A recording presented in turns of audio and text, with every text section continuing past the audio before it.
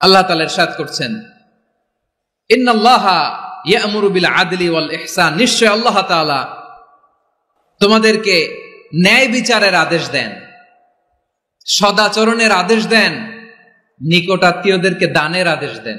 আদেশ কয়টা? আওয়াজ করে সবাই বলুন তো কয়টা? নিশ্চয় আল্লাহ তাআলা তোমাদেরকে ন্যায় বিচারের আদেশ দেন,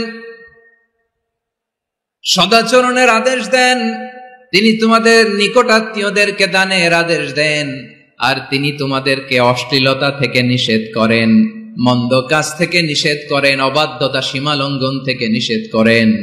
তিনি তোমাদেরকে উপদেশ দেন যাতে তোমরা শিক্ষা গ্রহণ করো। সুবহানাল্লাহ। উপদেশ দিচ্ছে স্বয়ং কে? তিনটা জিনিসের আদেশ। ইয়া'মুরু বিল আদল, সুবিচার ন্যায় বিচারের আদেশ তিনি দেন। ইহসানের আদেশ দেন, যাতে আমরা ইহসান করি, একে অপরের প্রতি সুবিচার করি, মহানুভবতা দেখায়, অনুগ্রহ দেখায়, আর নিকট আত্মীয়দেরকে যেন আমরা দান করি। এই তিনটা আদেশ তিনি দিয়েছেন। আর কোন তিনটা জিনিস থেকে তিনি বারণ করেছেন? অশ্লীলতা, ফাহশা, মুনকার, মানে সব মন্দ আর অসৎ কাজ, এগুলো থেকে তিনি আমাদেরকে বারণ করেন। ওয়াল বাগি, অবাধ্যতা, সীমা লঙ্ঘন, এই তিনটা কাজ থেকে তিনি আমাদেরকে বারণ করেন। তিনি আমাদেরকে উপদেশ দেন, স্বয়ং আল্লাহ তাআলা আমাদেরকে উপদেশ দেন যাতে করে আমরা শিক্ষা গ্রহণ করি। সুবহানাল্লাহ পড়ে। তাহলে আসুন আমরা ধরে ধরে একটা একটা করে সামনের দিকে আগাই। আল্লাহ তাআলা প্রথমে আমাদেরকে আদেশ দিয়েছেন আদালের। ইন্নাল্লাহা ইয়া'মুরু বিল আদল, আওয়াজ করে বলুন আল আদাল। সবাই পড়ুন আল আদাল। আমরা উর্দু জানি, হিন্দি জানি, অনেকে ইংরেজিও জানি, কিন্তু আরবি শব্দগুলো আমাদের মুখ দিয়ে বেরোতে চায় না। আওয়াজ করে বলুন আল আদাল। মাশাআল্লাহ। ইন্নাল্লাহা ইয়া'মুরু বিল আদল, আল্লাহ তাআলা আমাদেরকে আদলের আদেশ দেন। আদল অনেকে না বুঝলেও আদালত শব্দটা বুঝবেন। আদালত, আদালত, আদালত বুঝেন না? যেখানে বিচার কার্যের ফয়সালা করা হয়, কোর্ট কাচারি আদালত, এটা তো ভেরি কমন। এটা শুনছেন না সবাই? আদালত, যেখানে ন্যায় বিচার হবে, সুশাসন হবে। কিন্তু ভাগ্যের কি নির্মম পরিহাস, ওখান থেকে মিথ্যা সাক্ষী দিয়ে মনমতো রায় দিয়ে দেয়া হয়। এগুলোর পরিবর্তন হওয়ার দরকার আছে না নাই? প্রিয় ভাইয়েরা, আদালত, আল আদল, ইংরেজিতে বলে জাস্টিস, ন্যায় বিচার, সুবিচার, সুশাসন, জাস্টিস, আল আদল, সব জায়গায় এই জাস্টিস থাকা দরকার। Justice should be prevailed in the society. The mission of all prophet was to uphold the justice. সব নবীর মিশন ছিল এই জাস্টিসকে, আদালকে, সুশাসন আর সুবিচারকে নিশ্চিত করা। পড়েন সুবহানাল্লাহ। And the core message of every divine scripture was to uphold justice. পৃথিবীর সব আসমানি কিতাবের মূল শিক্ষা ছিল এই জাস্টিসকে সমাজে এনশিওর করা, সুবিচার, সুশাসনকে এনশিওর করা। তাহলে প্রিয় ভাইরা, আমরা বুঝতে পারলাম আল আদ শব্দের মানে হচ্ছে ইনসাফ বা সুবিচার বা ন্যায় বিচার। এটা হচ্ছে একটা general meaning, very general meaning. আপনি যদি ইন ডেপথ বুঝতে চান, আরো ভেতরে যান, তাহলে আদাল মানে হচ্ছে সমন্বয়, আদাল মানে হচ্ছে ভারসাম্য, ব্যালেন্স, আদাল মানে হচ্ছে মধ্যম পন্থা। সুবহানাল্লাহ পড়েন। কারণ সব সময় সমান সমান হইলেই সুবিচার হয় না। কথা কি বুঝতেছেন? ইসলামের দ্য কনসেপ্ট অফ আদাল, এটা এমন আদাল, এটা সব সময় সমান সমান নয়। যখন সমান সমান দেয়া দরকার, ইসলাম সমান সমান দেয়। যখন ব্যালেন্স করা দরকার, চেক এন্ড ব্যালেন্স, সমন্বয়, ভারসাম্য করা দরকার, তখন ইসলাম ভারসাম্য করে দেয়। এটার নাম আদাল। সুবহানাল্লাহ। সহজ করে আপনাদেরকে বুঝাই। যেমন ধরুন, একটা পরিবারের 3 জন সদস্য, স্বামী, স্ত্রী আর সন্তান। তাদের সকালবেলার ব্রেকফাস্টে, স্বামীর সকালের নাস্তায় স্বামীর 3টা রুটি লাগে, স্ত্রীর 2টা লাগে, আর সন্তানের 1টা রুটি লাগে। এখন আমি যদি সমান সমান করে আদল করতে চাই, সবাইকে যদি 3টা করে রুটি দেই, তাহলে স্বামী বেচারার জন্য ঠিক আছে? কি বলেন? কথা কি বুঝতেছেন না কষ্ট হয়ে যাচ্ছে? যদি সমান সমানের নিয়মে আগাই, তাহলে 3টা করে যদি রুটি দেই, স্বামীর জন্য ওকে, কিন্তু স্ত্রীর জন্য 1টা বেশি হয়ে যায়। আর সন্তানের জন্য কয়টা বেশি হয়? আচ্ছা, এই তো বুঝতেছেন, মাশাআল্লাহ। আচ্ছা, 2টা করে যদি সবাই দেয় সমান সমান নীতিতে, তাহলে স্ত্রীর জন্য, স্ত্রী বেচারির জন্য ঠিক আছে, কিন্তু স্বামীর কয়টা কম পড়ে? আর সন্তানের বেশি হয়ে যায় কয়টা? আচ্ছা, সমান সমান নীতিতে সবাইকে যদি সকালের নাস্তার জন্য একটা করে রুটি দেই, সন্তানের জন্য ঠিক আছে, কিন্তু স্ত্রী বেচারির কম পরে কয়টা, স্বামীর কম পরে কয়টা? দুইটা। কথা কি বুঝতেছেন? আর আমি যদি স্বামীকে দেই তিনটা, স্ত্রীকে দেই দুইটা, আর সন্তানকে দেই একটা, তাহলে কারো অপচয় হবে না। যার যতটুকু দরকার ঠিক ততটুকুই কাজে লাগবে। চিল্লায় বলেন ঠিক কিনা? এটাই হচ্ছে ইসলামের আদল, যেখানে যার যতটুকু দরকার তাকে সেখানে ঠিক ততটুকু দিয়ে দেওয়ার নামই হচ্ছে আদল। চিল্লায় পড়েন আল্লাহু আকবার। রব্বুল আলামিন বলেন, ইউসিকুমুল্লাহু ফি আওলাদিকুম লিযযাকারি মিসলু হাযযিল উনসায়াইন। আল্লাহ তোমাদেরকে ওসিয়ত করেন, তোমাদেরকে আদেশ দেন, উত্তরাধিকার সম্পদ যখন বন্টন হবে, ছেলেরা যতটুকু পাবে মেয়ে পাবে তার অর্ধেক। সুবহানাল্লাহ বলেন। দেখেন, ছেলে যদ্দূর মেয়ে অর্ধেক, ছেলে ডবল পাবে। আপাত দৃষ্টিতে মনে হয় এখানে অবিচার হয়েছে, কিন্তু আসলে কি অবিচার হয়েছে? আপনি বিয়ের ক্ষেত্রে যান, ওইখানে আবার ছেলে মোহরানা দেয়, মেয়ে সেখানে মোহরানা পায়। তাহলে চেক এন্ড ব্যালেন্স, ভারসাম্য, ব্যালেন্স, মধ্যম পন্থা এখানে আছে না নাই? এটাই হচ্ছে ইসলামের আদল। আল্লাহ তাআলা এই আদলের আদেশ দিয়েছেন, সুবিচার, ন্যায় বিচার, সুশাসন এবং ভারসাম্যের আদেশ দিয়েছেন। প্রিয় ভাইয়েরা, একটি শান্তিময় সমাজ, একটা সমৃদ্ধ সমাজ, একটা মানবিক সমাজ যদি আমরা পেতে চাই, এই আয়াতের মধ্যে যতগুলো পয়েন্ট আছে সবগুলোর বাস্তবায়ন লাগবে। কথা বুঝতে পেরেছেন? বলেন, আওয়াজ করে বলেন, আমরা একটা শান্তির সমাজ চাই কি চাই না? আমরা একটা সমৃদ্ধ বাংলাদেশ চাই কি চাই না? আমরা একটা মানবিক বাংলাদেশ চাই কি চাই না? এই আয়াতে আল্লাহ তাআলা একটা মানবিক সমাজের রূপরেখা টেনেছেন। তার প্রথম কথা হচ্ছে, ইন্নাল্লাহা ইয়ামুরু বিল আদল। আল্লাহ তাআলা তোমাদেরকে আদলের নির্দেশনা দেয়, সুবিচার, সুশাসনের নির্দেশনা দেয়। যে সমাজে আদল থাকে না, সেই সমাজে জুলুম মানুষের ঘাড়ে চেপে বসে। আদলের বিপরীত হচ্ছে জুলুম। আদলের বিপরীত কি? জুলুম বা জাওর, অত্যাচার, অবিচার, বৈষম্য। এই যে বৈষম্য বিরোধী ছাত্র আন্দোলন কমন পড়ছে, এই যে একজন সমন্বয়ক তো দেখা করলো আমার সাথে। জুলুম মানে হচ্ছে বৈষম্য। বৈষম্যের স্থান ইসলামে নাই, অবিচারের স্থান ইসলামে নাই, জুলুমের স্থান ইসলামে নাই। আল্লাহ তাআলা বলেন যে আমি জুলুমকে নিজের জন্য হারাম করেছি এবং তোমাদের জন্য হারাম করেছি। বিশ্বনবী ফরমান, আল্লাহ তাআলা বলেন হাদিসে কুদসিতে, ইয়া ইবাদি ইন্নী হারামতুয যুলমা আলা নাফসি ওয়া জাআলতুহু বাইনাকুম মুহাররামান ফালা তাযালামু। আমার গোলামেরা শোনো, নিশ্চয় আমি আল্লাহ তাআলা জুলুমকে আমি আমার উপরে হারাম করেছি, অনুরূপভাবে জুলুম করাকে তোমাদের উপরেও হারাম করেছি। ফলে ফালা তাযালামু, তোমরা একে অপরের সাথে জুলুম করো না। নির্দেশনাটা কার? খবরদার, জুলুমের সাথে আমাদের কোনো সম্পর্ক, জুলুমের সাথে ইসলামের কোনো সম্পর্ক নাই। আল্লাহ তাআলা জালিমদের জন্য কঠিন শাস্তি প্রস্তুত করে রেখেছেন। যারা এই আদলকে ভুলুণ্ঠিত করে জুলুমের রাস্তায় হাঁটতে চায়, তাদের প্রাপ্য কিয়ামতের ময়দানে বুঝিয়ে দিবে কে? আল্লাহ তাআলা তাদের প্রাপ্যকে বুঝিয়ে দিবেন।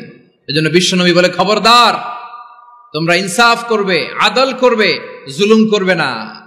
আয-যুলমু যুলুমাতুন ইয়াউমাল কিয়ামা, জুলুম কিয়ামতের দিন অন্ধকার হয়ে জালিমের ঘাড়ে চেপে বসবে। আবার বিশ্বনবী বলতেন, ইত্তাকি দাওয়াতাল মাজলুম, খবরদার, তোমরা মজলুমের কান্নাকে ভয় করো। ফাইন্নাহু লাইসা বাইনাহু ওয়া বাইনাল্লাহি হিজাব, কেননা মজলুমের কান্নার মাঝে আর আল্লাহর আরশের মাঝে কোনো পর্দা থাকে না। বিশ্বাস হয়? এই কথা বিশ্বাস হয়? এর জলজ্যান্ত প্রমাণ তো আমরা নিজেরাই দেখলাম। হ্যাঁ, মজলুমের কান্না ফুলে ফেপে মহিরুহ হয়ে, পাহাড়ের মতো হয়ে, বিস্ফোরিত হয়ে জালিমের মসনদকে ছারখাড় করে দিয়েছে। এর প্রমাণ তো আমরা নিজেরাই তো দেখলাম। জালিমের পরিণতি কি হয় আমরা জীবদ্দশাই তো দেখলাম। এমনও কোনো জুলুম নাই যে হয় নাই, ঠিক কিনা বলেন? আহারে জুলুম, আহারে জুলুম। রিসেন্টলি আয়নাঘরের কিছু ছবি প্রকাশিত হয়েছে সোশ্যাল মিডিয়ায়, দেখেছেন আপনারা? হ্যাঁ, ছোট্ট একটা জায়গা, স্বাধীন মানুষকে প্রাণীর মতো, পাখির মতো খাঁচায় বন্দী করে রেখেছে। কখন দিন কখন রাত কিচ্ছু জানে না। কখন দিন কখন রাত কিছু জানে না, বছরের পর বছর কেটে গিয়েছে। এক্সট্রা জুডিশিয়াল কিলিং এর কোনো হিসাব নাই, বিচার বহির্ভূত হত্যা, এনফোর্স ডিসঅ্যাপিয়ারেন্স, গুম, যেটা সবচাইতে বড় মানবতা বিরোধী অপরাধ। কত মানুষ যে গুম হয়েছে তার কোনো ইয়ত্তা নাই। যেই ফ্যামিলির সদস্য গুম হয়েছে তারা কি ওই লোকটার জন্য মাগফিরাতের দোয়া করবে নাকি সুস্বাস্থ্যের দোয়া করবে তারা নিজেরাও জানতো না, কারণ জানে না ও বেঁচে আছে না মরে গেছে। আহা, বিডিআর নওজোয়ানদের যারা ছাড়া পেল দেখলাম, বিনা অপরাধে, কোনো অন্যায় ছাড়া, অপরাধ ছাড়া তাদের জীবন থেকে, তাদের তারুণ্যের, তাদের যৌবনের 15 বছর, 16 বছর, 17 বছর নাই, 6 মাস বয়সের ছোট বাচ্চাকে রেখে জেলে গেছে। 6 মাসের মেয়ে বেরোয় দেখে মেয়ের বয়স 17 বছর। মেয়ে বাবারে চিনে না, বাবা মেয়েরে চিনে না। মেয়েকে এখন বিয়ে দিয়ে আরেক ছেলের হাতে তুলে দিবে। মেয়ের শৈশব বাবা দেখে নাই, মেয়ের কৈশোর বাবা দেখে নাই, মেয়ের তারুণ্য দেখে নাই। আরেক যুবককে দেখলাম 14 বছরের 14 দিনের সংসার, 2 সপ্তাহের সংসার শেষে জেলে গেছে। কত যুবকের যে স্ত্রী চলে গিয়েছে ফ্যামিলি ছেড়ে, কারণ জানে না তো কবে আসবে, কি হবে, কেউ জানতো না। দাম্পত্য জীবনের মাত্র 14 দিনের স্মৃতি, এই স্মৃতিকে আঁকড়ে ধরে এক বোন 16টা বছর, 17টা বছর কাটিয়ে দিয়েছে। আমি নিউজটা দেখে ভাবলাম, আমার এই বোনের প্রতিটি দিন কিভাবে কেটেছে, প্রতিটি রাত কিভাবে কেটেছে, প্রতিটি ক্ষণ কিভাবে কেটেছে। বিশ্বনবী বলেছেন, ইত্তাকি দাওয়াতাল মাজলুম ফাইন্না লাইসা বাইনাহু ওয়া বাইনাল্লাহি হিজাব। মাজলুমের কান্নাকে ভয় করো, কারণ মাজলুমের কান্না আর আল্লাহর মাঝে কোনো পর্দা থাকে না। আমরা আর এরকম কোন জুলুম বাংলাদেশে দেখতে চাই না, জোরে বলেন ঠিক কিনা? আর কেউ নতুন করে জালিম হোক আপনারা চান? আবার নতুন করে কেউ ফ্যাসিস্ট হোক আপনারা চান? এক দল আরেক দলকে নিশ্চিহ্ন করার রাজনীতিতে মেতে উঠুক, এটা আপনারা চান? আমরা বাংলাদেশকে আদল দিয়ে সাজাতে চাই। আমরা এই 56,000 বর্গ মাইলের প্রতিটা ইঞ্চি মাটিকে কোরআনের আইন দিয়ে সাজাতে চাই। রাজি আছেন আপনারা? কারা কারা রাজি দেখান হাত তোলে আল্লাহকে।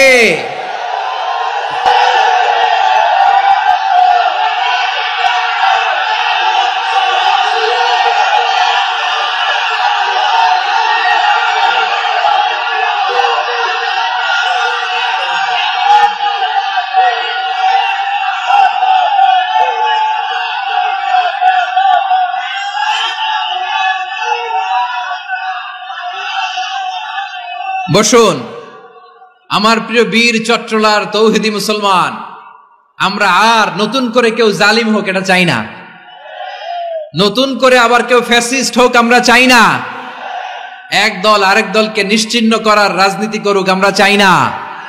আমরা সুশাসনের বাংলাদেশ চাই, আমরা মানবিক বাংলাদেশ চাই, আমরা একটা সমৃদ্ধ বাংলাদেশ চাই, আমরা বিশ্বের বুকে সম্মান নিয়ে মাথা উঁচু করে দাঁড়াতে চাই, ঠিক কিনা বলেন? আল্লাহ বললেন, এটা যদি তোমরা চাও, একটা সমৃদ্ধ সমাজ যদি বিনির্মাণ করতে চাও, মানবিক সমাজ যদি বিনির্মাণ করতে চাও, আমি তোমাদেরকে সেজন্য প্রথমে আদালতের নির্দেশ দিলাম। ইন্নাল্লাহা ইয়া'মুরু বিল আদল, নিশ্চয় আল্লাহ তাআলা তোমাদেরকে ন্যায় বিচার, সুশাসন এটার আদেশ দেন। সুবহানাল্লাহ। আদাল, ন্যায় বিচারের আদেশ আল্লাহ তাআলা কোরআনের বিভিন্ন আয়াতে দিয়েছেন। আল্লাহ তাআলা বলছেন, ইন্নাল্লাহা ইয়া'মুরুকুম আন তুআদ্দুল আমানাতি ইলা আহলিহা ওয়া ইযা হাকামতুম বাইনান নাসি আন তাহকুমু বিল আদল ইন্নাল্লাহা নি'ম্মা ইয়া'iযুকুম বিহি ইন্নাল্লাহা কানা সামিআন বাসীরা। আল্লাহ তাআলা বললেন, আল্লাহ আদেশ দিচ্ছেন, যে ব্যক্তি আমানতের হকদার তার হাতে তোমরা আমানত পৌঁছে দাও, আর যখন তোমরা বিচার কার্য করবে, বিচার ফয়সালা করবে, আদালতের সাথে করো। সুবহানাল্লাহ বলেন। ওয়া ইযা হাকামতুম বাইনান নাসি আন তাহকুমু বিল আদল, আদালতের সাথে করবা।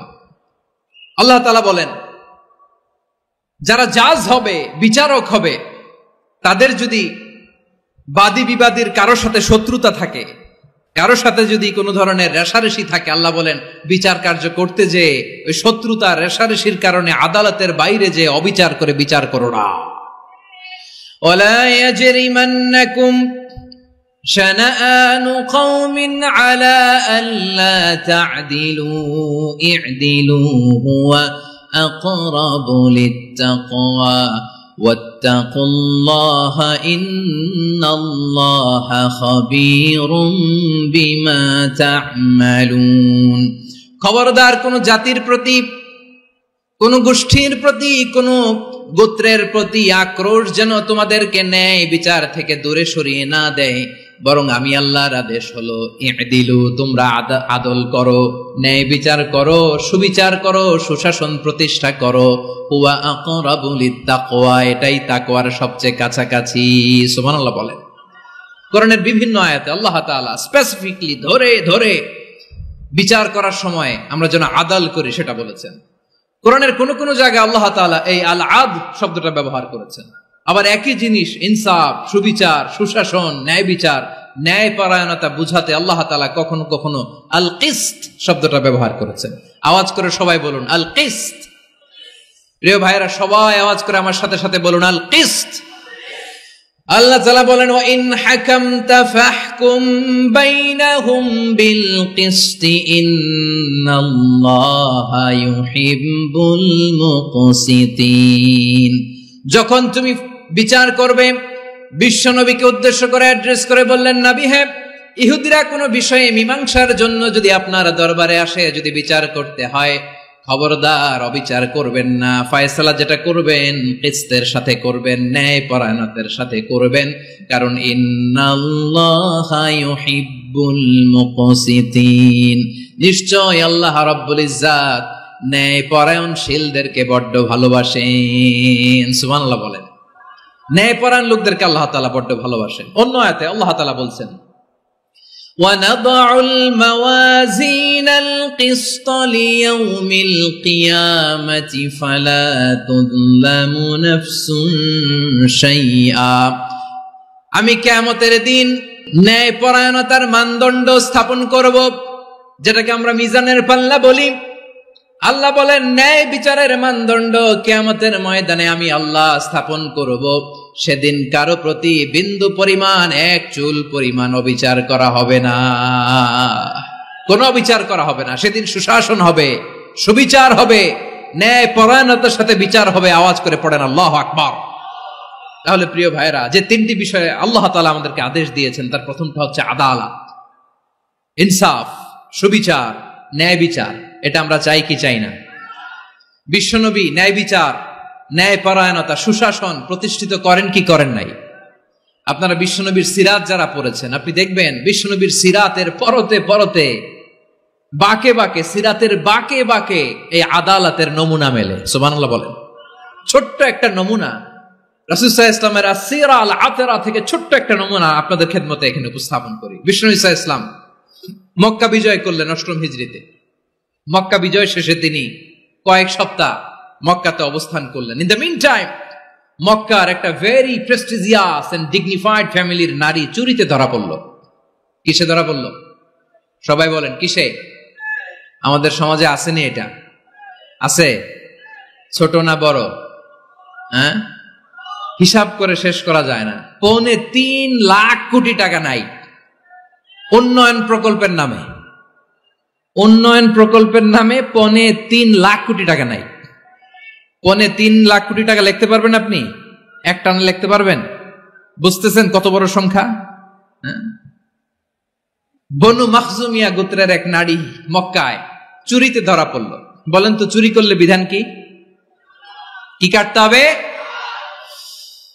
চুরির বিধান হলো হাত কেটে দাও। দাও সেটা গোপনে নয়, প্রকাশ্যে জনসম্মুখে হাত কেটে দাও। বনু মাখজুমিয়া গোত্রের নারী যখন চুরিতে ধরা পড়ল, সাহাবারা চিন্তায় পড়ে গেলেন। সবেমাত্র মক্কার লোকেরা কালিমা পড়ে মুসলমান হয়েছে। ইসলামের আইন কানুন তেমন জানে না, ইসলামের শরিয়ার সাথে বেশি পরিচিত নয়। এখন যদি বিশ্বনবী চুরির যেই বিধান এটা যদি কায়েম করে হাত যদি কেটে দেয়, না জানি মক্কার লোকেরা আবার বিগড়ে যায়, না জানি মক্কার লোকেরা আবার মুরতাদ হয়ে যায়, না জানি মক্কার লোকেরা ইসলাম থেকে দূরে সরে যায়। চলো চলো সাহাবীরা মিলে পরামর্শ করলেন, চলো বিশ্বনবীর কাছে যে বলি, ও নবী, শুধু কেবলমাত্র একমাত্র এই নারীর জন্য চুরির হাত কাটার বিধানটা আপনি একটু থামিয়ে দেন। চুরির হাত কাটার যে বিধান এখানে একটু রহিত করে দেন, বাকিগুলা কইরেন মদিনাতে যে চলবে, কিন্তু মক্কায় এবারের জন্য মাফ করে দেন। কিন্তু কে বলবে? এই যে পরামর্শ, সাজেশন, এটা কে দিবে বিশ্বনবীর কাছে? সাহাবারা চিন্তায় পড়ে গেলেন। আল্লাহর নবীর সামনে দাঁড়িয়ে আল্লাহর দেয়া হুদুদ, আল্লাহর দেয়া বিধান থামিয়ে দেওয়া, মাফ করে দেওয়া, এই কথা বিশ্বনবীর সামনে বলার সাহস তো কেউ রাখে না। কেউ কেউ বলল, বিশ্বনবীর পালক পুত্র যায়েদ বিন হারেসার সন্তান উসামারে বিশ্বনবী নাতির মতো আদর করে, বড্ড বেশি ভালোবাসে উসামারে। এজন্য সাহাবারা উসামাকে বলতো হিব্বু রাসূলিল্লাহ, বিশ্বনবীর ভালোবাসা। কি বলতো? সাহাবীরা বললেন, বিশ্বনবীর ভালোবাসা হিব্বু রাসূলিল্লাহ, উসামারে পাঠাও। উসামারে বিশ্বনবী নাতির মতো স্নেহ করে, মায়া করে, ভালোবাসে। আমরা পারবো না, উসামা পারবে। সবাই মিলে ফুলিয়ে ফুসিয়ে উসামাকে, ছোট্ট উসামাকে রাজি করালো। উসামা এমন এমন কথা যে তুমি বিশ্বনবীর কাছে বলতে হবে, পারবা নাকি? উসামা বলে, পারবো। সাইয়েদনা উসামা রাদিয়াল্লাহু তাআলা আনহু তরুণ সাহাবী বিশ্বনবীর কাছে গেলেন, যে বললেন, নবী, বনু মাখজুমিয়া গোত্রের এক নারী চুরিতে ধরা পড়েছে, এবারের জন্য কি এই মহিলাটারে মাফ করে দিলে হয় না? এবারের জন্য একটু ক্ষমা করা যায় না নবী? বিশ্বনবী বলেন, আতাশফাউ ফি হাদ্দিম মিন হুদুদিল্লাহ, তোমার এত বড় সাহস উসামা, তুমি আল্লাহর হাত, আল্লাহর দেয়া বিধান, এটার ব্যাপারে সুপারিশ করতে এসেছো? তোমরা কি জানো তোমাদের আগে যত কওম, যত গোত্র, যত জনপদ ধ্বংস হয়েছে তার কারণ ছিল তাদের মধ্যে গরিবরা অন্যায় করলে তারা বিচার করত, আর ধনীরা অন্যায় করলে তারা মাফ করে দিত। খবরদার! ওয়া আইমুল্লাহ লাউ আন্না ফাতিমাতা বিনতি মুহাম্মাদিন সারাকাত লাকাতা মুহাম্মাদুন ইয়াদাহা। বিশ্বনবী বললেন, ওরে ওসামা, বানু মাখজুমিয়ার ওই প্রেস্টিজিয়াস এন্ড ডিগনিফাইড ফ্যামিলির মেয়ে তো দূর কি বাত, অনেক দূরের কথা। জেনে রেখো ওসামা, আমার কলিজার টুকরা, নয়নের পুটুলি ফাতেমাও যদি মক্কার জমিনে আজকে এই চুরির দায়ে ধরা পড়তো, আমি বিশ্বনবী মুহাম্মাদুর রাসূলুল্লাহ ধরে ফাতেমার ডান হাতটা কেটে দিতে এক বিলম্ব দেরি করতাম না। ইন্নাল্লাহা ইয়া'মুরু বিল আদল, আমাদেরকে জাস্টিস শিখায় পশ্চিমারা, আমাদেরকে ইনসাফ শিখায়, আমাদেরকে সুশাসন শিখায়। আর ইনসাফ, সুশাসন, ন্যায় বিচার, সুবিচার, জাস্টিস কারে বলে বিশ্বনবীর বায়োগ্রাফি থেকে জেনে নাও। এই ছিল বিশ্বনবী সাল্লাল্লাহু আলাইহি ইসলামের আদালতের নমুনা। আপনি যদি সাইয়েদনা ওমর ফারুকের জীবনের দিকে তাকান, এমন কঠোর, এমন বীর সেনানী ছিলেন। সাইয়েদনা ওমর ফারুক যদি রাস্তার এই মাথা দিয়ে হাঁটা শুরু করতেন, শয়তান ওমর ফারুককে দেখলে ওই রাস্তা রেখে দিয়ে অন্য রাস্তা দিয়ে হাঁটতো। সুবহানাল্লাহ। ওমর ফারুক রাদিয়াল্লাহু তাআলা আনহু কি পার্সোনালিটি ছিল, কি পার্সোনালিটি! আমাদের এলাকায় ছোট বাচ্চারা রাতে ভাত খেতে চায় না, আমার মেয়েটাও খেতে চায় না। এই এটা দিব, ওইটা দিব, আজকে মাহফিলে আসার সময় বলে দিছে লিস্ট করে এটা এটা আনতে হবে। তো ছোট্ট বাচ্চাদের অনেক বায়না থাকে, ওরা রাতে খেতে চায় না। তো মায়েরা বিভিন্ন ভয় দেখায়, এই বাঘ আসবে, বাঘ আসবে খাও, এই ভূত আসবে, ভূত আসবে খাও। আপনারা কি বলেন চট্টগ্রামে? কি আসবে? হ্যাঁ, ভূত, ভূত, ভূত আসবে, বাঘ আসবে, খাও খাও খাও, তাড়াতাড়ি খাও। তো বাচ্চারা এগুলো শুনে ভয়ে খেতে শুরু করে। মদিনার জমিনেও একই ঘটনা ঘটতো। মদিনার ছোট্ট ছোট্ট সোনামণিরা খেতে চাইতো না, তো মায়েরা বলতো, হা হুয়া ইয়াতি উমর, হা হুয়া ইয়াতি উমর, ওই যে উমর আসতেছে, উমর। ওমরে ফারুকের কথা শুনলে বাচ্চারা একেবারে ঠান্ডা। সুবহানাল্লাহ পড়বেন না? প্রভু তুমি বলেছ রাসূল দেবে না, বলনি দেবে না ওমর, বলনি দেবে না হামজা তারিক, খালিদ বিজয় সমর। প্রভু তুমি বলেছ রাসূল দেবে না, বলনি দেবে না ওমর, বলনি দেবে না হামজা তারিখ, খালিদ বিজয় সমর, প্রভু তুমি বলেছ রাসূল দেবে না। আল্লাহু আকবার। ওমর ফারুক রাদিয়াল্লাহু তাআলা আনহু, ওনার কথা শুনলে গায়ের মধ্যে গুজবাম হয়, গায়ের পশমগুলো দাঁড়িয়ে যায়। সুবহানাল্লাহ বলেন। কি পার্সোনালিটি ছিল, কি ব্যক্তিত্ব ছিল। মুনাফিকরা ওমর ফারুককে জমের মতো ভয় পেতেন। শয়তান, খুদ শয়তান অন্য রাস্তা দিয়ে হাঁটত। ওমর ফারুক রাদিয়াল্লাহু তাআলা আনহুর জীবনে যদি দেখেন, তাহলে সেখানে আপনি আদালতের, ইনসাফের, সুশাসনের, জাস্টিসের নমুনা দেখতে পাবেন। কয়টা শুনবেন? সাইয়েদনা ওমর ফারুকের রাদিয়াল্লাহু তাআলা আনহুর সন্তান আব্দুর রহমান মিশরে মদ খেয়ে মদ্যপ অবস্থায় ধরা পড়েছে। মদ খাওয়ার কারণে, মদ যদি কেউ পান করে আর যদি প্রমাণিত হয়, তার বিচার হলো 80 বেত। আওয়াজ করে বলেন কয় বেত? বাংলাদেশেও তো এই আইন আছে নাকি? বাংলাদেশে আছে? হ্যাঁ, মদ খাইলে 80 বেত, এই আইন বাংলাদেশে চালু হোক। আমরা চাই কি চাই না? চাই সবাই। এজন্যই তো ইসলাম ভাল লাগে না। ইসলামকে ভাল লাগে না।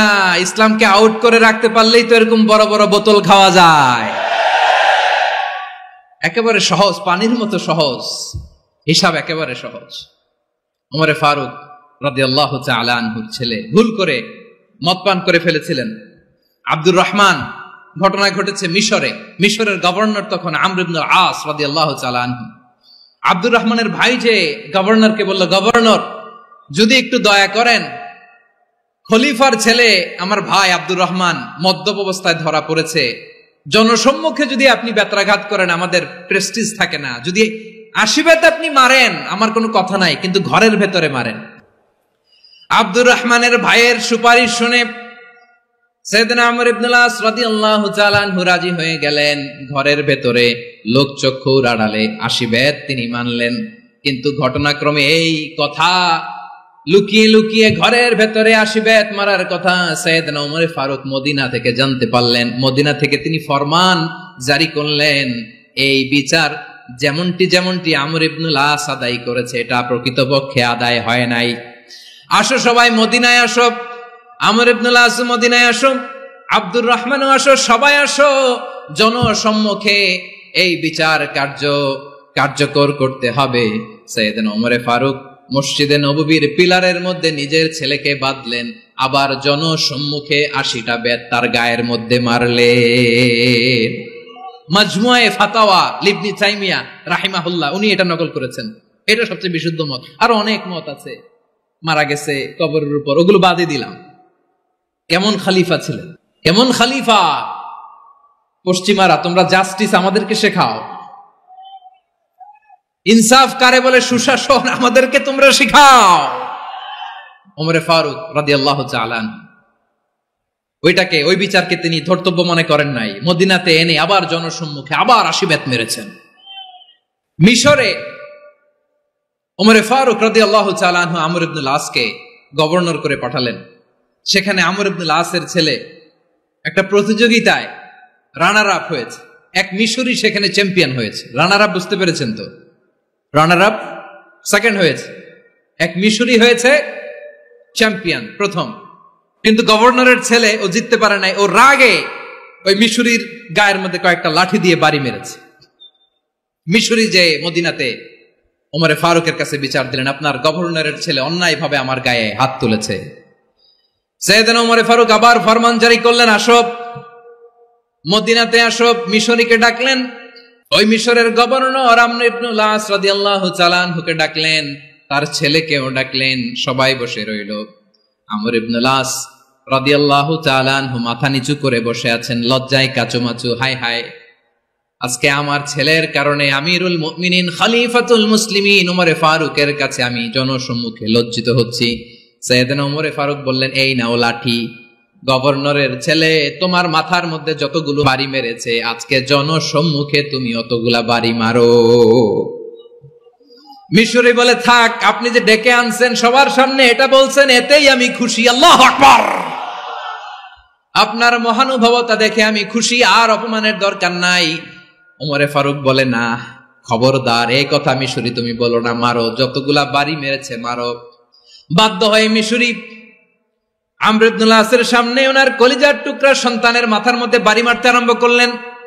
ঠিক যতগুলা বাড়ি গভর্নরের ছেলে আমর ইবনুল আসের ছেলে মিশরির গায়ে মেরেছিল, মাথায় মেরেছিল, মিশরি গুনে গুনে ততটা মারলেন। এই দৃশ্য দেখে ওমরে ফারুক রেগে মেগে আগুন, রাগের চোটে রাগ সামলাতে না পেরে আর নিজেকে সামলাতে না পেরে মিশরিরে বললেন, ছেলেরে মারা শেষ হয়ে গেলে এবার বাবার টাক মাথার মধ্যে কয়েকটা বাড়ি মার। রাগের চোটে, আউট অফ অ্যাঙ্গার, রাগের চোটে যে আমার পাঠানো গভর্নর আমর ইবনুল আস তার ছেলেকে কেন আদব তারবিয়া কেন শিক্ষা দিতে পারে না, ছেলেরে মারা হইলে এবার আমর ইবনুল আসের মাথার মধ্যে দুইটা মারো। এটা রাগে বলেছেন, এটা শাস্তি হিসেবে না। সুবহানাল্লাহ পড়ে। তোমরা আমাদেরকে সুশাসন শিখাও, আমাদেরকে সুশাসন শিখাও। বিশ্বনবী বলেন আদল এটা যেন তেন বিষয় না, এটা দিয়েই মানবিক সমাজ গড়তে হবে। আল্লাহ তাআলা কিয়ামতের কঠিন ময়দানে যেদিন স্বামী স্ত্রীকে চিনবে না, স্ত্রী স্বামীকে দেখে পালিয়ে যাবে, বন্ধু বন্ধুরে চিনবে না, পীর সাহেব মুরিদরে চিনবে না, মুরিদ পীর সাহেবরে চিনবে না, দলের কর্মী তার নেতারে চিনবে না, নেতা তার কর্মীরে চিনবে না, বন্ধু বন্ধুরে দেখে পালাবে। এই কঠিন মুহূর্তে সূর্যটা মাথার কাছে চলে আসবে, জমিনটা তামার জমিন হবে, আজকের জমিনের মতো নয়। মানুষ ঘর্মাক্ত ক্লান্ত শ্রান্ত মাথার মগজগুলো কানের ছিদ্র আর নাকের ছিদ্র দিয়ে বেয়ে বেয়ে পড়বে। বিশ্বনবী ফরমান কিয়ামতের ওই কঠিন ময়দানে 7 শ্রেণীর ব্যক্তিকে রব্বুল আলামিন তার আরশের নিচে ছায়া দিবেন। তার মধ্যে প্রথম শ্রেণীর ব্যক্তি হলো ইমামুন আদিল। ইমামুন আদিল, ন্যায়পরায়ণ শাসক, যে ইনসাফের সাথে বিচার করে, যে জাস্টিস সমাজে সার্ভ করে, যে সুশাসন নিশ্চিত করে, ওই ইমামুন আদিল। আদিল শব্দটা বুঝছেন না? ইন্নাল্লাহা ইয়া'মুরু বিল আদল, পাইছেন? আদিল। 7 শ্রেণীর ব্যক্তিকে আল্লাহ তাআলা সুশীতল আরশের নিচে ছায়া দিবেন, যেদিন তার দেয়া ছায়া ছাড়া কোনো ছায়া থাকবে না। এর প্রথম হচ্ছে ইমামুন আদিল, ন্যায়পরায়ণ শাসক। চিল্লায় বলেন সুবহানাল্লাহ। আবার বিশ্বনবী বললেন ইন্নাল মুকসিতিনা ইনদাল্লাহি আলা মানাবির মিন নূর আন ইয়ামিনির রহমান। কিয়ামতের দিন যারা ন্যায়পরায়ণ হিসেবে আল্লাহর সামনে দাঁড়াবে, কিয়ামতের দিন রব্বুল আলামিন তার আরশের ডান দিকে ওই ন্যায়পরায়ণ লোকদের জন্য আরশের ডান দিকে একটা নূরের মিম্বারে তাদেরকে বসার সুযোগ করে দিবে। আল্লাহর আরশের ডান দিকে ন্যায়পরায়ণ লোকদের জন্য আল্লাহ তাআলা নূরের মিম্বার বানাবে। 4টে কেন কথা মনে করেছেন? আল আদাল, জাস্টিস। ইন্নাল্লাহা ইয়া'মুরু বিল আদল। আল্লাহ তাআলা এই আদালতের নির্দেশনা দেয়, সুবিচার, সুশাসন। প্রিয় ভাইয়েরা, এটা আমরা বাংলাদেশে চাই কি চাই না? এই যে অরাজকতা, এই যে অন্যায়, এই যে জুলুম, এই যে ইনকনসিস্টেন্সি সমাজের অসঙ্গতি, এর প্রধান কারণ জাস্টিস নাই, সুবিচার নাই, সুশাসন নাই। শেষবারের মতো আওয়াজ করে বলেন তো, আমরা বাংলাদেশে আদল চাই কি চাই না? তাহলে প্রথম নির্দেশনা শেষ। আল্লাহ তাআলা তোমাদেরকে আদলের আদেশ দেন। এরপরে আল্লাহ বললেন আমি তোমাদেরকে ইহসানের আদেশ দেই। ইন্নাল্লাহা ইয়া'মুরু বিল আদলি ওয়াল ইহসান। আমি তোমাদেরকে যেমনি আদলের নির্দেশনা দেই, তেমনি ভাবে তোমাদেরকে ইহসানের নির্দেশনা দেই। ইহসান, আওয়াজ করে সবাই বলেন তো ইহসান। সবাই বলেননি, সবাই বললে এতটুকু আওয়াজ হবে আমি বিশ্বাস করি না। আওয়াজ করে বলুন আল ইহসান। ইহসান মানে কারো প্রতি সফট হার্টেড হওয়া, মহানুভব হওয়া, অনুগ্রহ পরায়ণ হওয়া, অনুগ্রহশীল হওয়া, একে অপরের প্রতি দয়াদ্র হওয়া।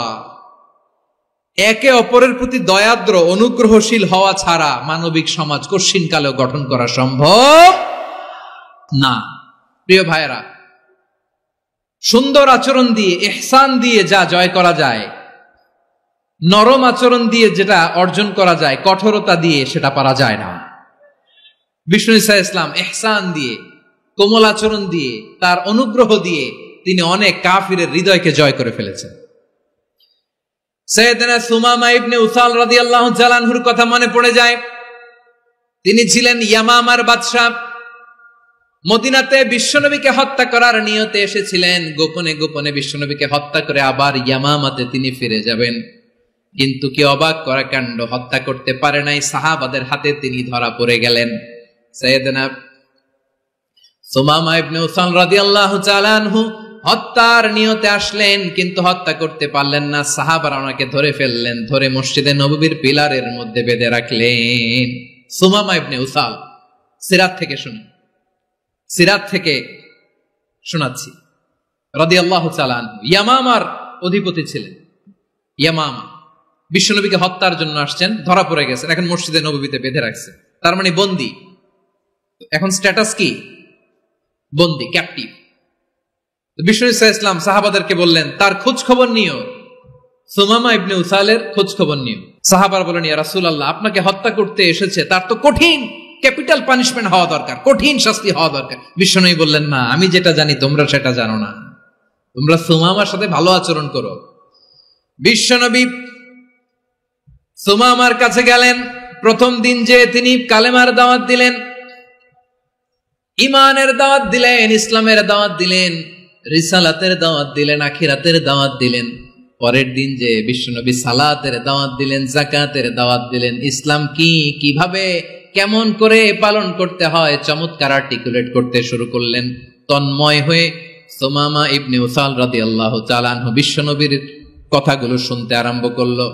একদিন নয়, 2 দিন নয়, টানা 3 দিন বিশ্বনবী সুমামার কাছে ইসলামকে প্রেজেন্ট করেছেন, উপস্থাপন করেছেন। আওয়াজ করে বলেন, কয় দিন? 3 দিন। 3 দিন মসজিদে নববীতে বাঁধা। আর সাহাবীদেরকে বললেন, তার খোঁজ খবর নিও, তোমরা যে রুটি বানাও এর মধ্যে সবচেয়ে ভালো আটার রুটিটা তারে দিও, সবচেয়ে রিফাইন্ড খেজুর, যেটা পিওর খেজুর, এটা তারে দিও। আর বিশ্বনবী নিজের উট থেকে দুধ দহন করে ওনার বাড়ির এক কর্মচারীকে বলেছেন, দুধ দহন করে সুমামার জন্য নিয়ে যেও। সুবহানাল্লাহ পড়বেন না? সবাই তো অবাক, ইয়ামামা থেকে আসছে নবীকে হত্যা করতে, বিশ্বনবী দেখে তারে জামাই আদর করে, তাকে মজার মজার খাবার দিও, দুধ দিও, আদর আপ্যায়ন করো। একদিন নয়, 2 দিন নয়, টানা 3 দিন বিশ্বনবী এভাবে সুমামার কাছে যে ইসলামকে প্রেজেন্ট করতে আরম্ভ করলেন, ইসলামকে উপস্থাপন করতে শুরু করলেন। আর তাকে চমৎকার এন্টারটেইনমেন্ট, আপ্যায়ন দিতে আরম্ভ করলেন। টানা 3 দিন যখন ইসলামের দ্য বিউটিজ অফ ইসলাম, ইসলামের সুমহান বাণী, সৌন্দর্য তার কাছে উপস্থাপন শেষে বিশ্বনবী বললেন সাহাবাদেরকে, যাও এবার সুমামার হাতের পায়ের রশি দুটো খুলে দাও। সাহাবারা বললেন, ইয়া রাসূলুল্লাহ, কি বলেন আপনি? ও তো হত্যাকারী, সুযোগ পায় নাই, আপনারে মারতে পারে নাই, ছেড়ে দিলে আবার ও আপনার উপর তলোয়ার নিয়ে ঝাঁপিয়ে পড়বে। নবী, এই সিদ্ধান্ত আপনি নিতে যাবেন না। বিশ্বনবী বললেন, যেটা বলেছি সেটা করো, সুমামার রশিগুলো ছেড়ে দাও, সুমামার হাতে পায়ের রশিগুলো যে তোমরা খুলে দাও। সাহাবারা তর্ক জুড়ে দিলেন, লা ইয়া রাসূলুল্লাহ, এমনটা করবেন না, তো ভয়ঙ্কর ভয়ঙ্কর খুনি, কি জানি কি হয়ে যায়। বিশ্বনবী বললেন, না, তার হাতে পায়ের রশিগুলো খুলে দাও। সাহাবারা বিশ্বনবীর কথা মতো তার হাতে পায়ের রশিগুলো খুলে দিল। সুমামা মুহূর্তের মধ্যে মসজিদে নববী থেকে বের হয়ে ইয়ামামায় ফিরে না যে মসজিদে নববীর পাশে একটা খেজুর বাগান ছিল, সেখানে চলে গেলেন। সেখানে একটা ছোট্ট কুয়া ছিল, কুয়ার পানি দিয়ে তিনি গোসল করলেন। সুবহানাল্লাহ পড়েন। কুয়ার পানি দিয়ে গোসল করে মসজিদে নববীর সামনে এসে বিশ্বনবী এবং সাহাবাদের সামনে দাঁড়িয়ে সাব্বাবা উঁচু করে বললেন, আশহাদু আল্লা ইলাহা ইল্লাল্লাহ ওয়া আশহাদু আন্না মুহাম্মাদান আবদুহু ওয়া রাসূলুহু। আল্লাহু আকবার। আমি সাক্ষ্য দিচ্ছি আল্লাহ ছাড়া কোনো ইলাহ নাই, আর মুহাম্মদ আল্লাহ তাআলার প্রেরিত বান্দা এবং রাসূল। প্রিয় ভাইয়েরা, ইহসান দিয়ে যা জয় করা যায়, কঠোরতা দিয়ে সেটা কঠিনকালেও জয় করা যায় না। আওয়াজ করে বলেন ঠিক কি না? এবার সুমামা দাঁড়িয়ে বলে, ওগো নবী, আমি তো কালিমা পড়ে মুসলমান হয়ে গেলাম, এবার শোনেন, এই মুহূর্তের আগে আপনার চেহারার চাইতে নিকৃষ্ট কোনো চেহারা আমার কাছে ছিল না, কিন্তু শাহাদা পাঠ করার পরে আপনার চেহারার চাইতে উত্তম শ্রেষ্ঠ কোনো চেহারা আমার কাছে আর নাই। ও নবী, আজকের দিনের আগে ইসলাম ধর্মের চেয়ে নিকৃষ্ট অপছন্দনীয় কোনো ধর্ম আমার কাছে ছিল না, কিন্তু এই মুহূর্ত থেকে ইসলামের চেয়ে সেরা শ্রেষ্ঠ পছন্দনীয় কোনো ধর্ম আমার কাছে নাই। নবী গো, আজকের দিনের আগে মদিনার চাইতে অপছন্দনীয় নিকৃষ্ট কোন শহর আমার কাছে ছিল না, কিন্তু এই মুহূর্তের পর থেকে মদিনার চাইতে কোনো শ্রেষ্ঠ শহর আমার জানা নাই। সে ছিল গমের বড় ডিলার, গম বেচতো। কি বেচতো? তার গম কিনে মক্কার লোকেরা রুটি খাইতো। সে ঘোষণা দিল, আজকে থেকে মক্কাবাসীদের জন্য সব গম আমি হারাম করে দিলাম, মক্কাবাসী এখন না খেয়ে মরে। সুবহানাল্লাহ পড়বেন না? মক্কাবাসী বিশ্বনবীর কাছে আসলেন, এসে বললেন, মুহাম্মদ, আমরা তো তোমার ভাই, তোমার চাচা, তোমার ভাতিজা, তোমার আত্মীয়, তুমি সুমামারে বলো সে যেন আবার গমের সাপ্লাই মক্কার জন্য অনুমতি দিয়ে দেয়। বিশ্বনবীর অনুমতি ক্রমে সুমামা আবার মক্কাতে গম পাঠাতে শুরু করলো। পড়েন সুবহানাল্লাহ। ইহসান, ইহসান দিয়ে আপনি যেটা জয় করতে পারবেন, you can win the heart of your enemies. ইহসান দিয়ে আপনি আপনার শত্রুর হৃদয়কে জয় করতে পারবেন। আওয়াজ করে বলেন ঠিক কিনা? এজন্য আল্লাহ বললেন, ওয়ানফিকু ফি সাবিলিল্লাহি ওয়ালা তুলকু বিআইদিকুম ইলাত তাহলুকা ওয়া আহসিনু ইন্নাল্লাহা ইউহিব্বুল মুহসিনিন। তোমরা আল্লাহর রাস্তায় দান করবে আর নিজেরা নিজেদেরকে ধ্বংসের হাতে ঠেলে দিও না। তোমরা একে অপরের প্রতি ইহসান করবে, কারণ ইহসানকারীদেরকে আল্লাহ বড্ড ভালোবাসেন। সুবহানাল্লাহ পড়েন। আবার সূরা রহমানে আল্লাহ বললেন, হাল জাযাউল ইহসানি ইল্লাল ইহসান ফাবিআইয়ি আলা, সবাই পড়েন, ফাবিআইয়ি আলাই রাব্বিকুমা তুকাযযিবান। ইহসানের প্রতিদান হিসেবে ইহসানি হয়। বিশ্বনবী সুমামার প্রতি যেমন ইহসান করেছেন, সুমামাও ঠিক তেমন ইহসান ফিরিয়ে দিয়েছে। ঠিক কিনা বলেন? তাহলে এক নম্বরে হচ্ছে আদ, ন্যায় বিচার। দুই নম্বরে সবাই বলেন ইহসান, সদাচরণ। ইহসান দুই ধরনের প্রিয় ভাইরা, ইহসান ফিল ইবাদা, ইহসান ফিল মুআমালা। ইহসান ফিল ইবাদা হচ্ছে একাগ্র অনুভবে ইবাদতে ডুব দেওয়া, এর নাম ইবাদতের ইহসান। সুবহানাল্লাহ পড়ুন। বিশ্বনবী বলেন ইহসান মানে কি জানো নাকি? হাদিসে জিবরিলে সাইয়েদনা জিবরিল আলাইহিস সালাম বিশ্বনবীকে বললেন, আখবিরনি আনিল ইহসান। নবী আমাদেরকে বলেন ইহসান মানে কি? বিশ্বনবী বললেন, আনতা আবুদাল্লাহা কাআন্নাকা তারাহু ফাইন লাম তাকুন তারাহু ফাইন্নাহু ইয়ারাক। ইহসান মানে হলো এমন ভাবে তুমি আল্লাহর সামনে নিজেকে উজাড় করে ইবাদত করবে, তুমি ভাববে তুমি আল্লাহকে দেখতে পাচ্ছ। আর এটা যদি ভাবা তোমার জন্য কঠিন হয়ে যায়, অন্তত এতটুকু তুমি ভাববা যে আল্লাহ তোমাকে দেখতে পাচ্ছেন। ঠিক কিনা বলেন? ও আমার বীর চট্টলার ভাইয়েরা, কেউ যেটা দেখে না সেটা দেখে কে? এই বিশ্বাস হৃদয়ের মধ্যে আছে? নামাজে যখন দাঁড়ান এই ফিলিংসটা আনা যাবে? হ্যাঁ, এই জন্য বিষ্ণু ইসলাম বলেছে এমন ভাবে নামাজে দাঁড়াও, ইবাদত করো, মনে করো হতে পারে এটাই আমার জীবনের শেষ নামাজ। Perform the salah as if this is your last and final prayer. এমন ভাবে সালাতে দাঁড়াও, ভাবো হতে পারে এটাই তোমার জীবনের শেষ নামাজ। এমন ভাবে নামাজে দাঁড়াও, ভাবো এটাই শেষ নামাজ। তাহলে নামাজে একাগ্রতা বাড়ায় দিবে কে? ফলে ইবাদতের ইহসান আমাদের অর্জিত হবে।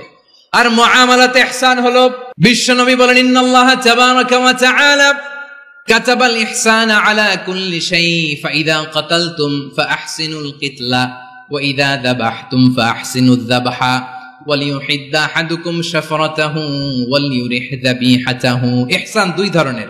আওয়াজ করে বলতে হবে কয় ধরনের? সবাই বলুন আওয়াজ করে, কয় ধরনের? একটা হচ্ছে ইহসান ফিল ইবাদা, ইবাদতে ইহসান। ইবাদতে ইহসান কি? একাগ্র অনুভব দিয়ে ইবাদত করা, মন প্রাণ দিয়ে ইবাদত করা।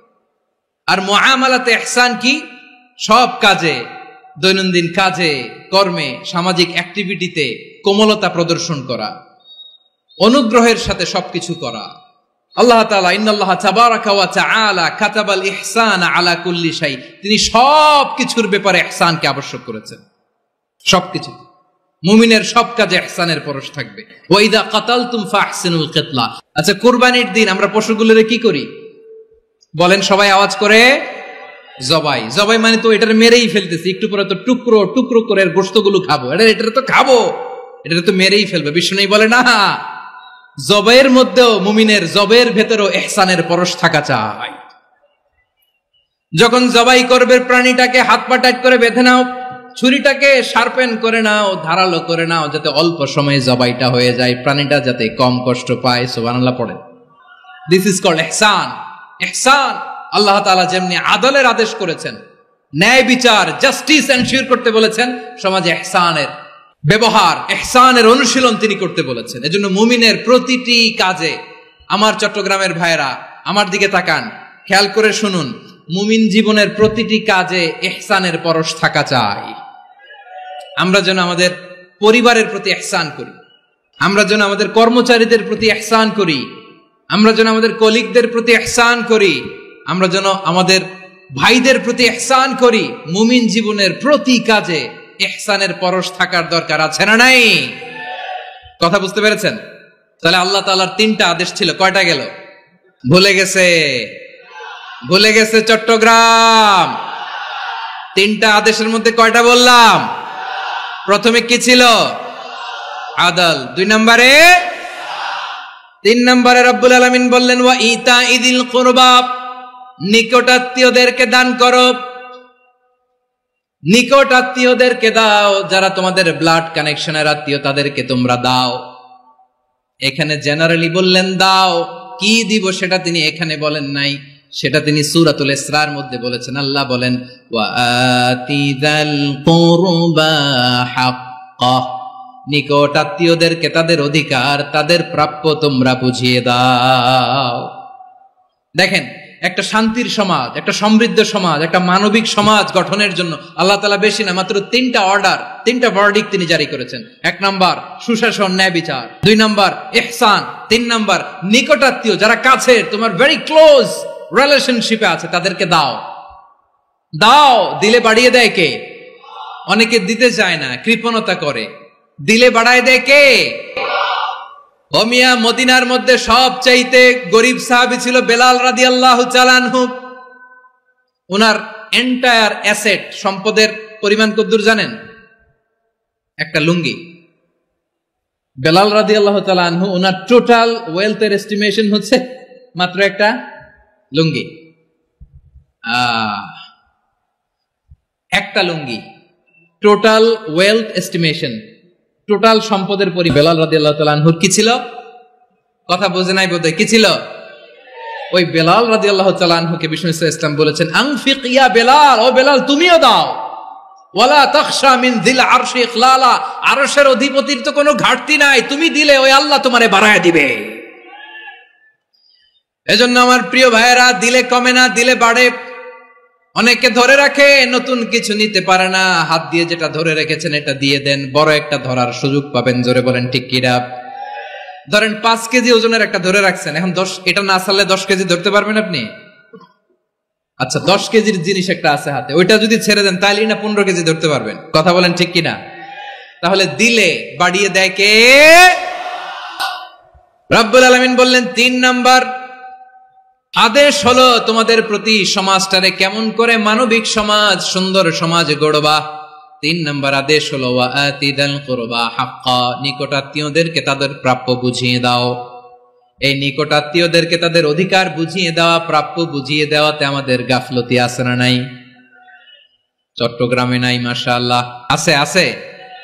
অনেকে দেখবেন অনেক আল্লাহওয়ালা, তাহাজ্জুদ গুজার, সেজদা দিতে দিতে কপালে কালো দাগ ফেলে দিছে, সে তার বোনের হকটা আদায় করে নাই। আছে না নাই? হ্যাঁ, এখানেও আছে। সর্বনাশ। অনেক বড় হাজী সাহেব, বিশাল লম্বা দাড়ি, ছেলেরে সব দিয়ে দিছে, মেয়েরে কিছু দেয় নাই, মেয়ের হক আদায় করে নাই। আছে না নাই? এই হাজী সাহেবেরা, এই আল্লাহওয়ালারা কিয়ামতের ময়দানে আটকে যাবে। আপনি অন্যের অধিকার নষ্ট করেছেন, তাদের রাইটস কে ভায়োলেট করেছেন। এজন্য আল্লাহ তাআলা বলেন, কারো অধিকার যদি কেউ নষ্ট করে, ওই সমাজটা মানবিক সমাজ কঠিনকালেও হতে পারে না। এজন্য 3 নম্বর আল্লাহ বললেন ওয়া ইতাইদিল কুরবা, নিকটাত্মীয়দেরকে দাও। কি দিবা? তাদের অধিকার দিয়ে দাও। বোনের অধিকার বুঝিয়ে দাও, মেয়ের অধিকার বুঝিয়ে দাও, ফুফুর অধিকার বুঝিয়ে দাও। দেখবেন অনেক মায়েরা ছেলের পাতে মুরগির রান দেয়, মেয়ের পাতে দেয় মুরগির ঠ্যাং। এরকম আছে না নাই? ছেলেরা কি দেয়? মুরগির। মেয়ের পাতে কি দেয়? তো মেয়ের কি মুরগির রান খেতে মনে চায় না? মনে চায় না? এমনটা করা যাবে না। নিকটাত্মীয়দেরকে অধিকার দিয়ে দাও, নিকটাত্মীয়ের সাথে সুসম্পর্ক রাখো। আদেশটা কার? এজন্য প্রিয় ভাইয়েরা, জীবনে যদি বারাকা অর্জন করতে চান, নিকটাত্মীয়দের সাথে সুসম্পর্ক রাখতে হবে, তাদের জন্য উপহার পাঠাতে হবে। বিশ্বনবী বলেন, লা ইয়াদখুলুল জান্নাতা কাতে, যে ব্যক্তি আত্মীয়তার সম্পর্ককে ছিন্ন করে দেয়, সে কশিন কালেও আল্লাহর জান্নাতে ঢুকবে না। আপনি কি এটারে সহজ হাদিস মনে করছেন? এটা সহজ কথা? আপনি ভাবছেন আপনার নামাজ আপনারে বাঁচাতে পারবে, আপনার রোজা বাঁচাতে পারবে, আপনার তাহাজ্জুদ আপনারে বাঁচাতে পারবে? অধিকার নষ্ট করলে কিছুই আপনারে বাঁচাতে পারবে না। এজন্য নিকট আত্মীয়দেরকে দিতে হবে বেশি বেশি। বিশ্বনবী বলেন, ইন্না সাদাকাতা আলাল মিসকিনি সাদাকা ওয়া আলা যির রাহিমি ইসনাতান সাদাকাতুন ওয়া সিলা। মিসকিনরে দান করলে শুধু দানের সওয়াব হয়, নিকট আত্মীয়কে দান করলে দুইটার সওয়াব হয়, সাদাকার সওয়াব হয়, আবার আত্মীয়তার বন্ধন অটুট রাখার সওয়াব হয়ে যায়। আবার বিশ্বনবী বললেন, মান সাররাহু আইয়ুবসাতা লাহু ফি রিজকিহি ওয়া ইউনসা লাহু ফি আসারিহি ফালইয়াসিল রাহিমা। যে ব্যক্তি তার রিজিকের প্রশস্ততা চায় আর হায়াতে বরকত চায়, সে যেন তার আত্মীয়ের সাথে সুসম্পর্ক রাখে। আমার প্রিয় চট্টলার ভাইয়েরা, আমাদের রিজিক বাড়ুক, এটা আমরা চাই কি চাই না? সবাই চান? হ্যাঁ, আমাদের রিজিকে প্রশস্ততা আসুক, চাই কি চাই না? আমাদের হায়াতে বরকত আসুক, আমরা চাই কি চাই না? এই দুইটা যদি চান, তাহলে নিকটাত্মীয়দের সাথে সুসম্পর্ক রাখবেন, পারবেন? তাহলে সমাজটারে মানবিক সমাজ বানায় দিবে কে? তিনটা আদেশ চলে গেল। কয়টা? আওয়াজ করে বলেন। 1 নম্বরে কি ছিল? 2 নম্বরে, 3 নম্বরে নিকটাত্মীয়দেরকে দান। আমার প্রিয় ভাইয়েরা, আল্লাহ তাআলা 3টা জিনিসের যেমনি আদেশ করেছেন, অনুরূপ ভাবে 3টা বিষয় তিনি বারণ করেছেন, নিষেধ করেছেন। ওগুলোর কাছেও যাওয়া যাবে। শুনবেন। রাব্বুল আলামিন বলেন, ওয়ায়ানহা আনিল ফাহশাই ওয়াল মুনকারি ওয়াল বাগি। আমি যেমনি 3টি বিষয়ে আদেশ করলাম, অনুরূপ ভাবে 3টি বিষয়ে বারণ করলাম, নিষেধ করলাম। আমার 1 নাম্বার নিষেধাজ্ঞা হলো অশ্লীলতার প্রতি। ফাহশা, ওয়ায়ানহা আনিল ফাহশা, আল্লাহ তাআলা অশ্লীলতাকে নিষেধ করেছেন। কোন জিনিসকে? সবাই বলুন, কোন জিনিসকে? যত ধরনের, যত টাইপের, যত ক্যাটাগরির অশ্লীলতা হতে পারে, সব অশ্লীলতাকে হারাম করেছেন কে? ফাহশা মানে কি? কথায়, কাজে, আচরণে, কমেন্ট, ফেসবুকের কমেন্টসে যত ধরনের নোংরামো আছে, যত ধরনের অশ্লীলতা আছে, এটাকে আরবিতে বলে ফাহশা। এটাকে কি বলে? রাব্বুল আলামিন বলেন, কুল ইন্নামা حرم ربي الفواحش ما ظهر منها وما بطن। ও নবী, আপনি বলে দেন, আমার রব প্রকাশ্য অপ্রকাশ্য, স্পষ্ট কিংবা অস্পষ্ট, দৃশ্যমান কিংবা অদৃশ্যমান সব অশ্লীলতাকে হারাম করেছেন। সব ধরনের অশ্লীলতা হারাম, সব ধরনের। আল্লাহ তাআলা আমাদেরকে অশ্লীলতা থেকে বাঁচায়, অশ্লীলতা থেকে তিনি আমাদেরকে হেফাজত করুক। পড়েন আমিন। এবার বলেন, আমাদের সমাজে অশ্লীলতা আছে না নাই? চট্টগ্রামে নাই? আমি কই নাই, ওনারা বলে আছে। দেখছেন, আমি সামহাও বাঁচায় দেওয়ার ট্রাই করতেছি, ওনারা বলে আছে। অশ্লীলতা নানা ভাবে, নানা নামে, নানা মোড়কে আমাদের সমাজে আছে না নাই? সংস্কৃতির নামে, ফ্যাশনের নামে, বিনোদনের নামে, উপন্যাসের নামে, কনসার্টের নামে অশ্লীলতা আছে না নাই? আপনি দেখেছেন কনসার্টগুলোর অবস্থা? এই যে আতিফ আসলাম যে আসছে আমাদের দেশে, তারপর কে কে আসছে, আমাদের তরুণ তরুণীরা, আমাদের যুবক যুবতীরা, আমাদের জেনজিরা, কি অবস্থা ওইখানে? হ্যাঁ, কি অবস্থা? কে বাঁচাবে ওদের? কে রক্ষা করবে ওদের ইমানের, ওদের চরিত্রের হেফাজতের গ্যারান্টি কে দিবে? কনসার্টের নামে অশ্লীলতা আছে না নাই?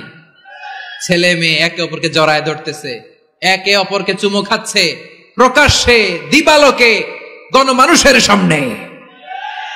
আল্লাহ তাআলা এই অশ্লীলতা থেকে আমাদেরকে বেঁচে থাকতে বলেছেন, বেঁচে থাকতে বলেছেন। রূপালী জগতের নামে অশ্লীলতা আছে না নাই? এই টার্মটা আপনারা জানেন না? রূপালী জগৎ কি জগৎ? আসলে কি রূপালী জগৎ না অন্ধকার জগৎ?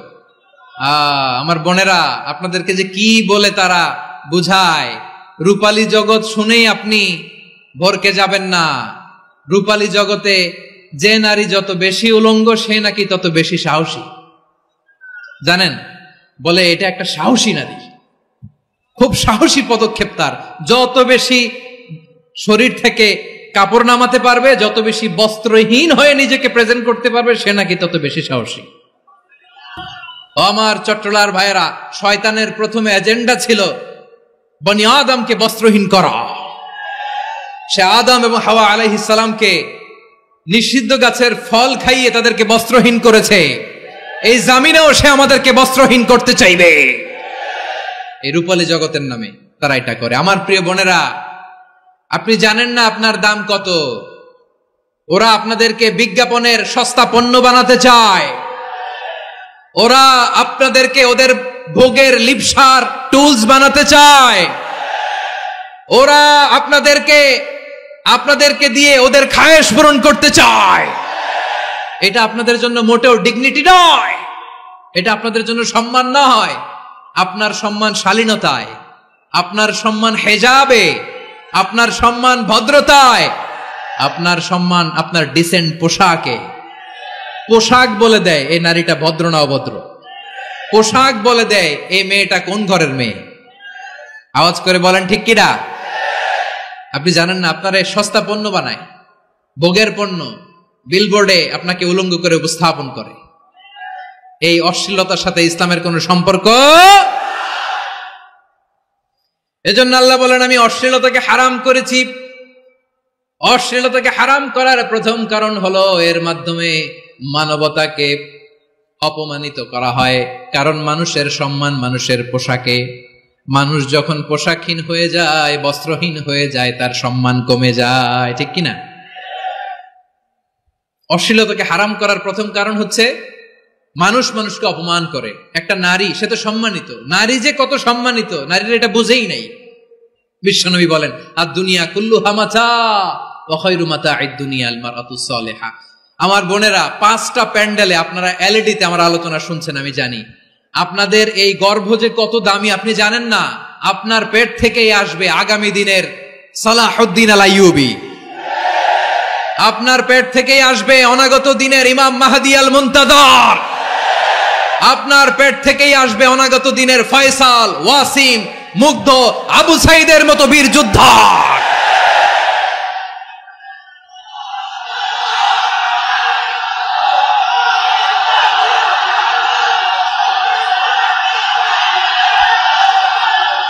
আমার প্রিয় বোনেরা, আমার প্রিয় বোনেরা, বিশ্বনবীর কথার ওজন খেয়াল করেন। আর দুনিয়া কুল্লুহা মাতা ওয়া খায়রু মাতা'আদ দুনিয়া আল মারআতুস সালিহা। দুনিয়ার সবকিছুই অ্যাসেট, এর মধ্যে সবচেয়ে দামি অ্যাসেট নেককার নারী। আপনার গর্ভ যে কত দামি আপনি জানেন না। নিজের সময়টাকে কাজে লাগান, কোরআন পড়েন, সুন্নাহ পড়েন। আপনার অনেক দায়িত্ব ঘরে। You are the MD of your family. একটা family it's a very big institution. পরিবার একটা অনেক বড় প্রতিষ্ঠান। and you are the MD of your institution. আপনি এই পরিবারের MD, managing director of your family. এখানে আপনার কত দায়িত্ব। আপনি ছেলেমেয়েদেরকে তারবিয়া করবেন। আপনি আপনার স্বামীর জন্য ঘরটারে জান্নাতের নীর বানাবেন। আপনার জন্য জান্নাতের ডুপ্লেক্স বাড়ি ওইখানে তৈরি করে রাখবে কে?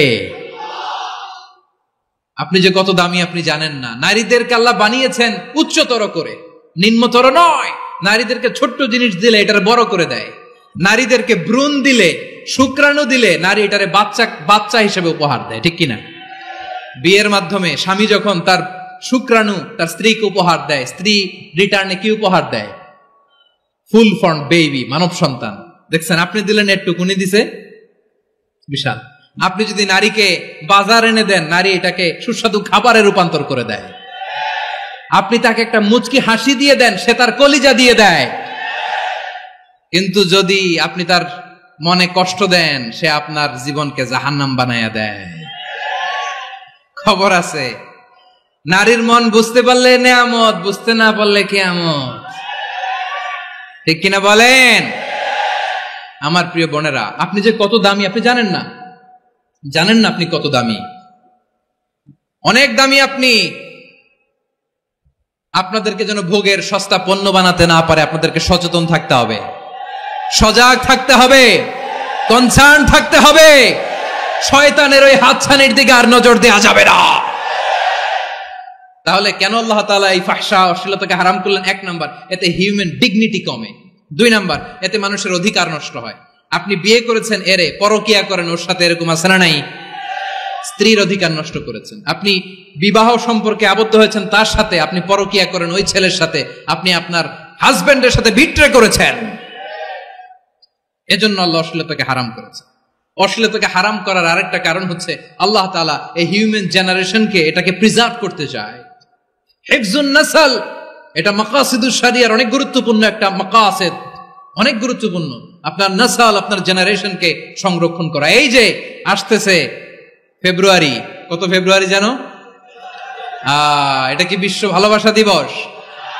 হ্যাঁ, কি দিবস?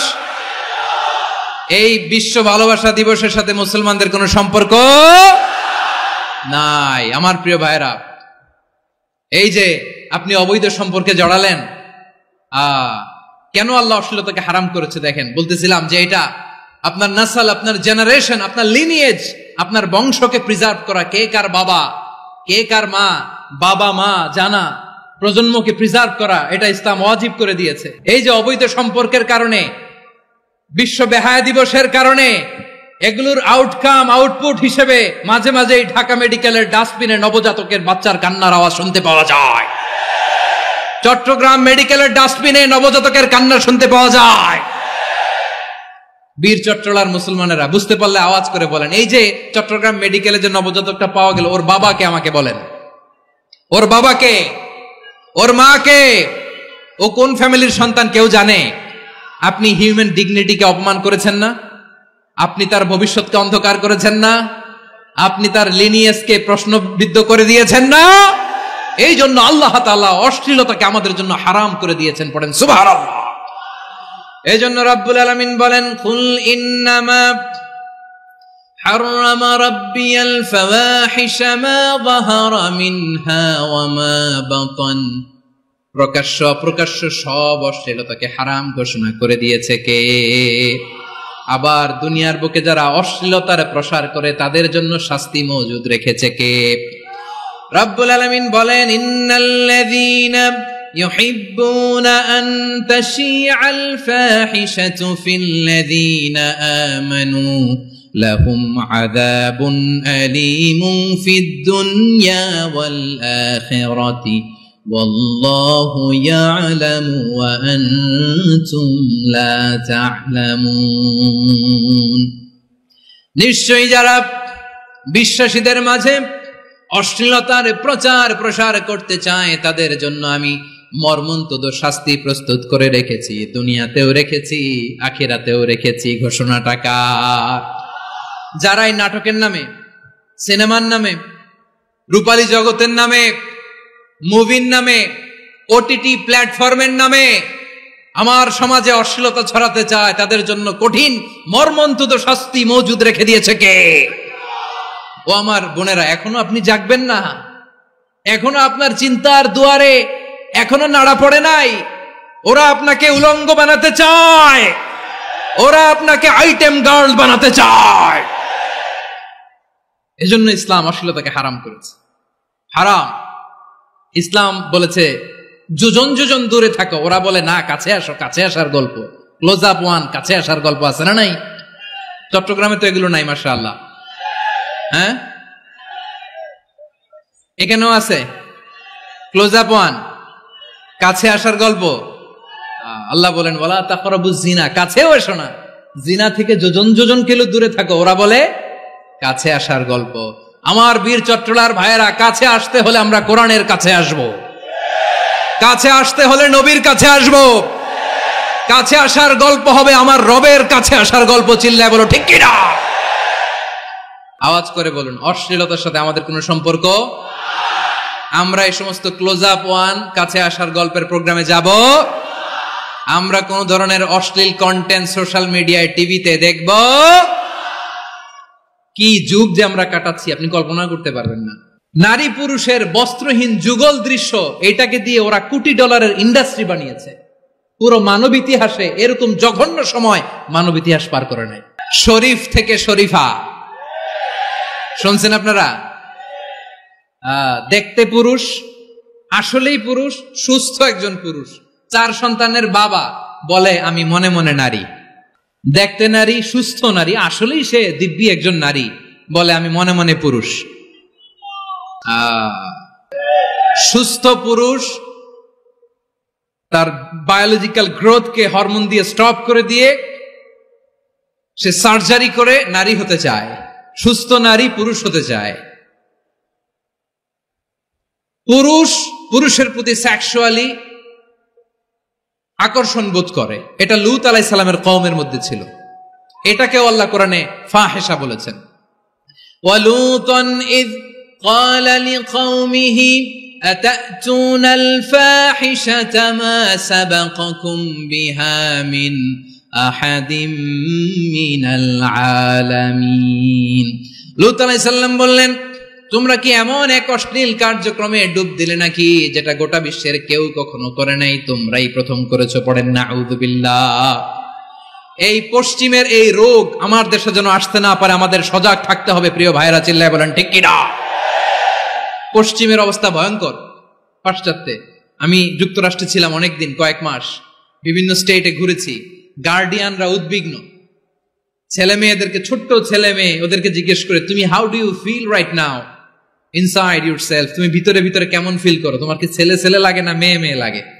আচ্ছা বলেন, এই ছোট্ট বাচ্চাটা ওকে এগুলো জেন্ডার অ্যাসাইনমেন্ট বলতে এগুলো কিছু বুঝে? এইভাবে মিসগাইড করা হচ্ছে। কৌতূহল বশত ছোট্ট ছেলে যদি বলে আমার তো মেয়ে মেয়ে লাগে, তখন বলে যে না তুমি মেয়ে, ছেলে না। মা বাবা বাধা দিলে ওকে